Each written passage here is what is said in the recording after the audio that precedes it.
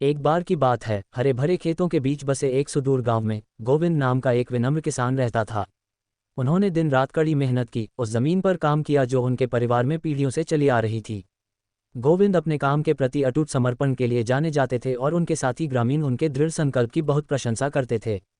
फिर भी अपने शांत स्वभाव के पीछे गोविंद के मन में भौतिक क्षेत्र से परे किसी चीज की गहरी चाहत थी। वह जीवन के उद्देश्य को समझने के लिए उत्सुक था और ऐसे उत्तर चाहता था जिससे उसके थके हुए दिल को शांति मिले। एक दिन गोविंद के गांव में सिद्धार्थ गौतम नाम के एक श्रद्धेय ऋषि के बारे में खबर पहुंची, जिन्होंने ज्ञान प्राप्त करने के लिए अपना राजसी जीवन त्याग दिया था। एक अतृप्त जिज्ञासा और अपनी आध्यात्मिक प्यास बुझाने की इच्छा से प्रेरित होकर गोविंद ने ऋषि से मिलने की यात्रा शुरू की। कई दिनों तक यात्रा करने के बाद वह एक हरे भरे जंगल में पहुंचा, जहां उसे बताया गया कि ऋषि रहते थे। जैसे ही वह घने पत्तों के बीच घूम रहा था, गोविंद का दिमाग उम्मीदों और सवालों से घूम रहा था, उसका दिल प्रत्याशा से धड़क रहा था। अंत में वह एक शांत जगह पर पहुंचे जहां उन्होंने राजसी बोधि वृक्ष के नीचे बैठे सिद्धार्थ गौतम को देखा, जो शांति और ज्ञान की आभा बिखेर रहे थे। अभिभूत होकर गोविंद अत्यंत विनम्रता के साथ ऋषि के पास पहुंचे और जीवन के वास्तविक उद्देश्य पर मार्गदर्शन मांगा। सिद्धार्थ ने शांत मुस्कान के साथ गोविंद का स्वागत किया और भगवान बुद्ध की शिक्षाओं के प्राचीन खजाने जातक की एक कहानी सुनाना शुरू किया। उन्होंने एक निस्वार्थ राजकुमार की कहानी सुनाई, जिसने एक घायल पक्षी को देखकर उस प्राणी को बचाने के लिए अपना मांस अर्पित कर दिया। राजकुमार की निस्वार्थता और करुणा ने गोविंद की आत्मा की गहराइयों को छू लिया, जिससे वह आश्चर्यचकित रह गया।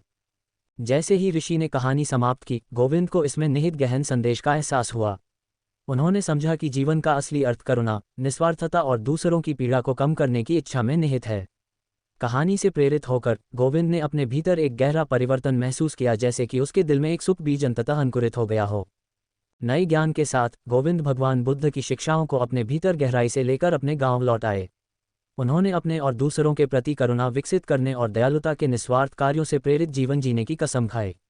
इन सिद्धांतों से प्रेरित होकर गोविंद प्यार और देखभाल का प्रतीक बन गए, जिससे खुशी और संतुष्टि का संचार हुआ, जिसने उनके आसपास के सभी लोगों को प्रभावित किया।